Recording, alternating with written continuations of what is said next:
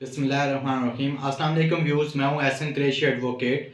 आज हम डिस्कस करेंगे सीपीसी का आर्डर 9 रूल 13, यानी कि अगर किसी शख्स के खिलाफ कोई यकतरफा डिक्री पास हो गई हो, जज साहब ने यकतरफा डिक्री जो है वो पास कर दी हो, तो उसको ख़त्म करवाने का कौन सा कानून है, उसको ख़त्म करवाने का तरीक़ाकार क्या होगा और वो कौन सी एप्लीकेशन तैयार की जाएगी और वो एप्लीकेशन कहाँ दी जाएगी और कितने अरसे में दी जाएगी, यानी कि उसका टाइम फ्रेम क्या होगा। तो इस हवाले से आज हम डिस्कस करेंगे।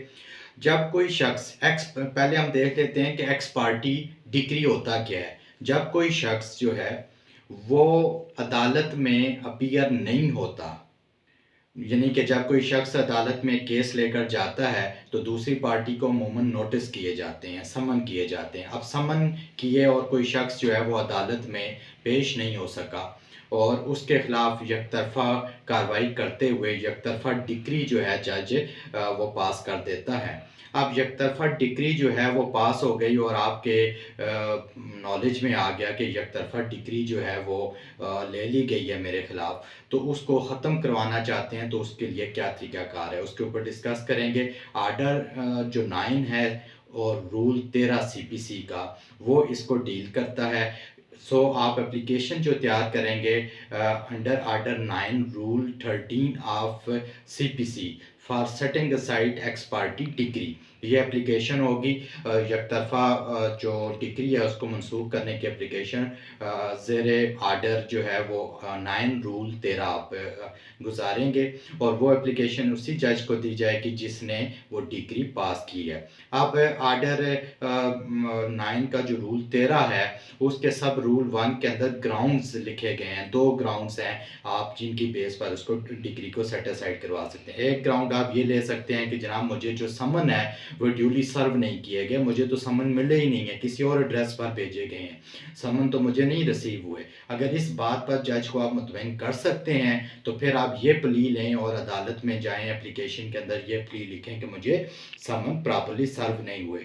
तो अगर जज साहब मुतमईन हो गए तो वो विद कास्ट या विदाउट कास्ट जो है वो एक्स पार्टी डिक्री जो है वो सेट असाइड करके आपको जवाब का मौका दे देंगे और वो केस दोबारा से चलना शुरू हो जाएगा। यानी कि विद कास्ट और विदाउट कास्ट वो जुर्माना भी कर सकते हैं। उसमें 2000 करें, 1000 करें, 5000 करें कि यकतरफा कार्रवाई जो है ठीक है, मैं जो यकतरफा डिक्री थी वो ख़त्म करता हूँ मगर आपने 2000, 3000 या 5000 ये कास्ट पे करनी है। Subject to payment of cost हो सकता है वो, या बगैर कास्ट के भी हो सकता है वो जुर्माने का आर्डर ना भी करे, ये स्वाबदीदी इख्तियार है जज साहब का। अब दूसरा ग्राउंड है कि आपको समन मिले थे मगर आप नहीं आ सके और उसमें आप ये मुतमिन करेंगे जज साहब को कि समन मिलने के बावजूद वो कौन से हालात व वाक़यात थे कि आप अदालत में पेश नहीं हो सके। वो सफिशिएंट रीज़न्स जज को देनी होगी। अगर वो सफिशिएंट रीज़न्स आप कोई भी है, अगर आप बीमार थे तो आप बीमारी की रीज़न्स दे सकते हैं और जज को मुतमईन कर सकते हैं तो वो रीज़न दे दें। अगर आप अब्रॉड थे, बैरून मुल्क थे कि जी समन मिला था मगर मैं बैरून मुल्क था, अगर वो रीज़न दे सकते हैं और जज को मुतमईन कर सकते हैं तो वो दे दें।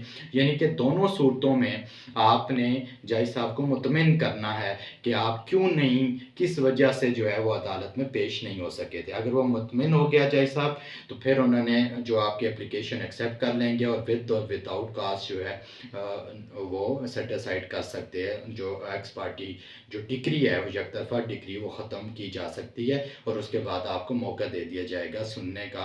और ये नेचुरल जस्टिस भी है कि नोबडी कैन बी कंडम्ड अनहर्ड और मैक्सिमम है आरडी आल्टम पार्टम, इसी पर ये बेस करता है कि किसी शख्स को सुने बगैर उसके खिलाफ फैसला नहीं किया जा सकता। तो यही वजह है कि जज साहब अमूमन जो है वो अगर आप मुतमिन करते हैं तो वो यकतरफा जो प्रोसीडिंग्स हैं या यकतरफा डिक्री है उसको ख़त्म कर देते हैं, मनसूख कर देते हैं।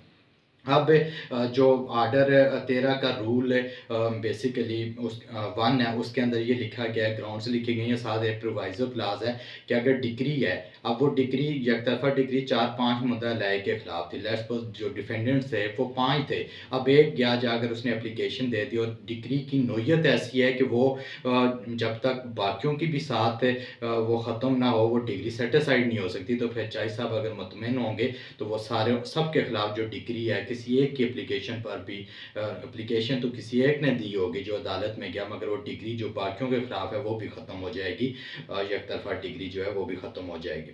और दूसरा प्रोवाइज़र क्लास के अंदर ये भी लिखा हुआ है कि अगर वो प्ली ये लेता है कि जनाब मुझे समन ड्यूली सर्व नहीं किए गए, तो जज साहब अगर वो समझते हैं कि भाई इसके नॉलेज में तो था कि केस चल रहा है और समन अगर नहीं मिले तो फिर भी इसके नॉलेज में तो था ही था, तो ये जान के नहीं आया, तो वो फिर जो समन वाली जो प्ली है वो जज साहब उसको एक्सेप्ट करने के पाबंद नहीं है।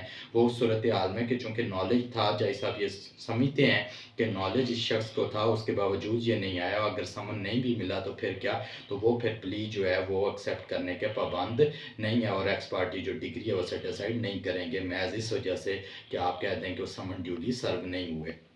अब जो सब रूल 2 है 13 का, उसके अंदर लिखा गया है कि लिमिटेशन एक्ट का जो सेक्शन 5 है वो एप्लीकेबल होगा। यानी कि इसको सेट असाइड करने के लिए जिस वक़्त आपके नॉलेज में आ गई ये डिग्री, उसके 30 दिन के अंदर-अंदर आपने एप्लीकेशन सेम जज को देनी है, ये एक्स पार्टी डिग्री को सेट असाइड करने के लिए। यानी कि जिस दिन डिग्री का आपको नॉलेज हुआ उसके 30 दिन के अंदर-अंदर आपने ये एप्लीकेशन मुतल्लिका जज को देनी है जिसने डिग्री पास की है। Thank you.